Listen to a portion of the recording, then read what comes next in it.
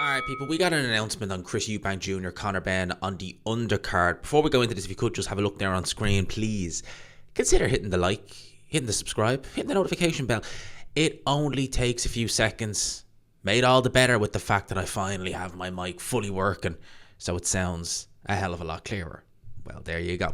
Another reason to hit the like, hit subscribe, get your boy to 30k a week. It's doable. Of course it's doable.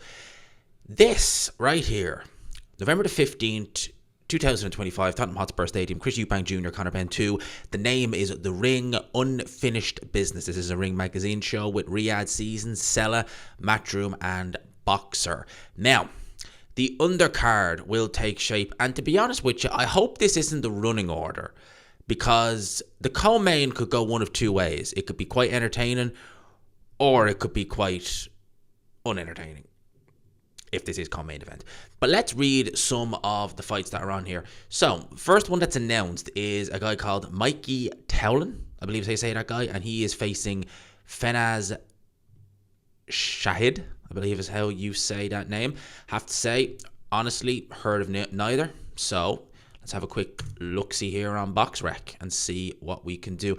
Mike Tallon is 20 years old. That's his amateur record. He looks 20 years old. The kid looks about 8.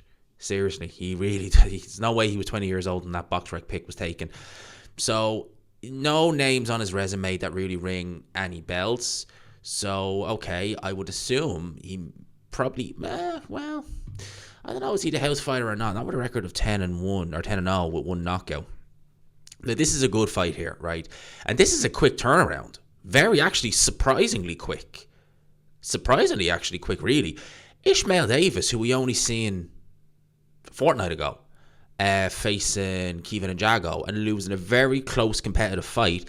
He's going in there against Sam Gilly. Now, Sam Gilly's had a bit of a strange one as of late, right? He was meant to have a rematch with a guy who he beat a couple of years ago. He actually beat him on a boxer show. I believe Sam Gilly is with Frank Warren in Queensbury now, actually, if I'm not very much mistaken. Oh yeah, he actually drew his last fight. So he was in that was actually on the undercard of Wardley versus Justice Hooney, because it was in Ipswich. Yeah, he fought a guy called Louis Glynn.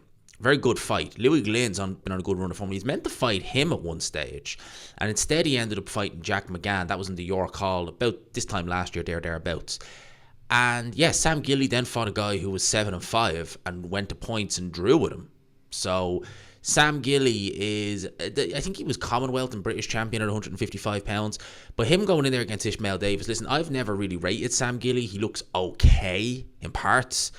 But Ishmael Davis is good. He's solid. He's coming back. He's coming out the back of 3 successive defeats, which is not a particularly good look. But you gotta, context is everything. 2 of those fights took him on very, very short notice. And Kevin Njago is a good fighter. He is genuinely a good fighter. So, and it was very close. Could have went either way.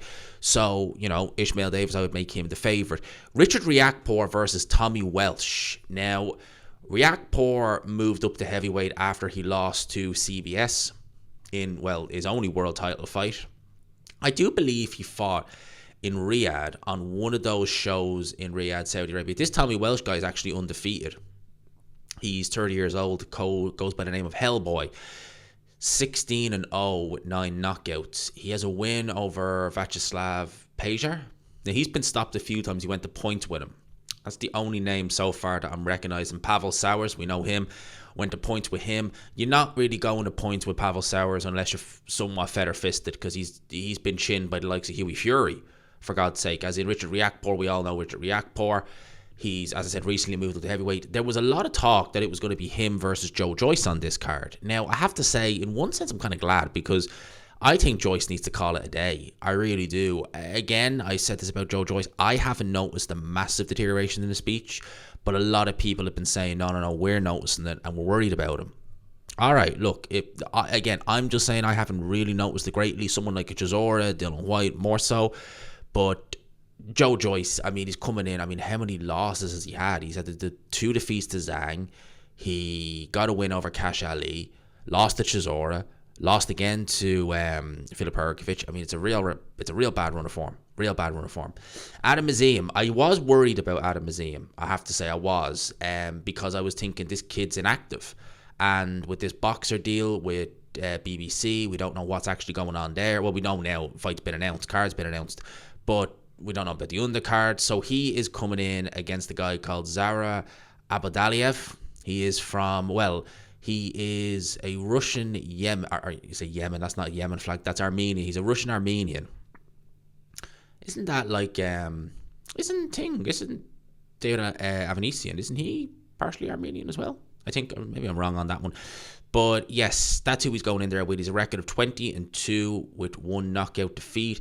Coming out the back of a loss. Actually, he lost his last fight there in May. That was actually for the interim IBF title against Raymond Mortalia. Who stopped him? That's what I'd like to know. Who got the stoppage win? Oh, it was a corner retirement against Devin Haney, actually.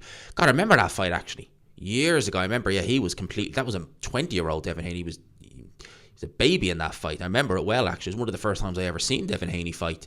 And yeah, he looked good. He actually looked good in that fight. So that's the guy they're putting Azim in there with now. Look, they need to get a move on with Azim. I know he's still quite young, but at the end of the day, there's potential there. You know, he listen, right? If you are willing to put him in for a European title, that's the level you expect, right? And if you're just doing it for, you know, a belt just to say, oh, look at us, we got a European title. Well, imagine Eddie Hearn did that with AJ. When AJ beat Charles Martin and was like, yeah, we're IBF champion now, yeah, but we're not really, so, you know, we're just going to have a little bit of a fun. No, he didn't do that. So, you know, that's what I got to say with Azim. And then finally, Insomniacs at the ready, Jack Catrol versus Ekow Usman. Now, one of those fighters is tremendously entertaining. He brings it every fight. I don't think I've ever seen him in a bad fight. The other one is Jack Catrol. Now, that could go one of two ways. It could be a typical Jack Catrol stinker, or it could be an Ekow Usman firehouse.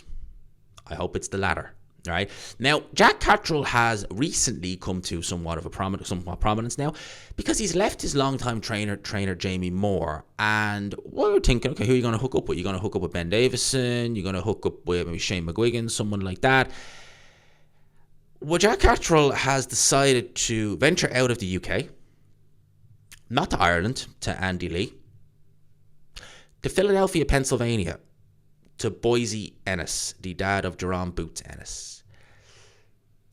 I mean, okay. I mean, I'm not going to knock it, but it's unbelievably random.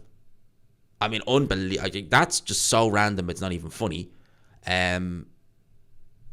Don't knock until you try it, but like Boise Ennis, I haven't exactly been, you know, enamored by his corner work with Boots Ennis. I mean, he's very lucky that his son is monumentally talented, extraordinarily talented, that he's been able to get away with some pretty lackluster corner work, it has to be said.